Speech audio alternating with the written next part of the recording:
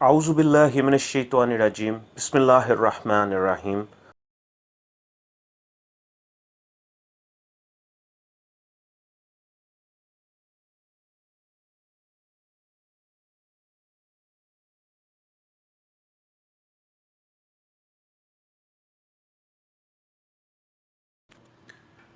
اسلامی تاریخ کے مطالعہ سے پتہ چلتا ہے کہ اللہ تعالیٰ نے ہر پیغمبر کو اس کے زمانے اور اس کی قوم کے مطابق کسی کو ایک کسی کو زیادہ معجزات عطا کیے، اور یہ بات بھی واضح ہے کہ وہ تمام معجزات صرف اسی زمانے تک محدود تھے، اور ان میں سے کوئی بھی معجزہ دائمی نہیں تھا۔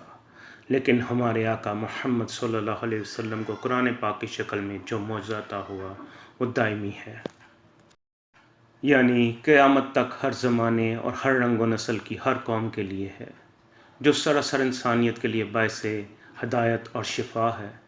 بلا شبہ قرآن کریم میں تمام ظاہری اور باطنی امراض کا علاج ہے، چونکہ شیطان انسان کا ازلی دشمن ہے جو انسانی نظروں سے پوشیدہ ہے، لیکن ہر انسان کی تباہی کے لیے دیکھے اندیکھے حملے کرتا رہتا ہے۔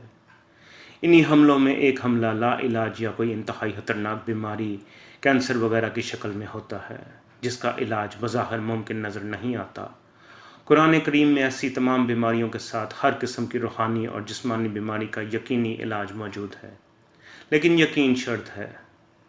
بہت سے لوگوں کے پاس ایسے وظائف ہیں جو صرف ان کے خاندان میں سینہ بسینہ چلے آ رہے ہیں، یا پھر کسی ایک شخص کے پاس کوئی وظیفہ ہے جو صرف وہی جانتا ہے۔ قرآن پاک کا ایک ایسا ہی وظیفہ ہے جس میں قرآن پاک کی چند مخصوص آیات ہیں جو ہر قسم کی روحانی اور جسمانی بیماری، لا علاج بیماری اور حتیٰ کہ کینسر کا کامیاب علاج ہے۔ ایک اللہ والے نے بتایا کہ ایک مریض جو چند سال سے کینسر میں مبتلا تھا اور ڈاکٹروں نے اسے لا علاج قرار دے دیا تھا، ایسے میں ایک اللہ والی خاتون سے اس کی ملاقات ہوئی تو اس نیک اور خدا ترس عورت نے اس شخص کو قرآن پاک کی چند چھوٹی چھوٹی آیات پر مشتمل ایک وظیفہ دیا، جن کو روزانہ پڑھنے سے اس آدمی کا کینسر جڑ سے ختم ہو گیا۔ قرآن پاک سے نہ صرف کینسر بلکہ ہر بیماری کا علاج ممکن ہے۔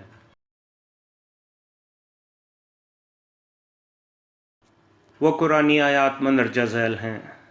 بسم اللہ الرحمن الرحیم۔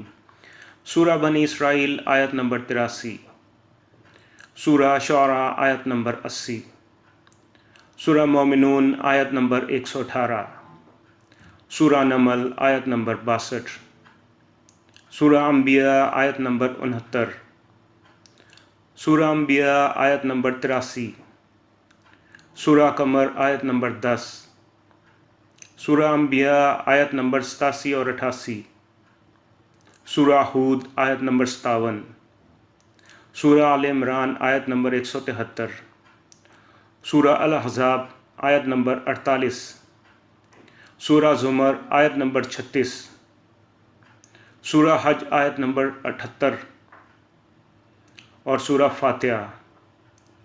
سورہ حج آیت نمبر 78، سورہ مومنون آیت نمبر 14، اور آخر میں لا حول ولا قوۃ الا باللہ العلی العظیم۔ صبح شام کے علاوہ ہر نماز کے بعد اول و آخر 3 بار درود شریف کے ساتھ پڑھ کر اپنے اوپر یا مریض پر دم کریں۔ یہ عمل پورے یقین کے ساتھ مسلسل کریں۔ اس کے علاوہ کوئی بھی روحانی جسمانی بیماری ہو یا مشکل پریشانی ہو، ان آیات کو پڑھ کر اللہ سے مدد مانگیں، انشاءاللہ مسئلہ حل ہوگا۔ اس بات کو ہمیشہ یاد رکھیں کہ اسلامی وظائف اور بالخصوص قرآنی وظائف سے فائدہ اور مراد پانے کے لیے رزق حلال شرط ہے۔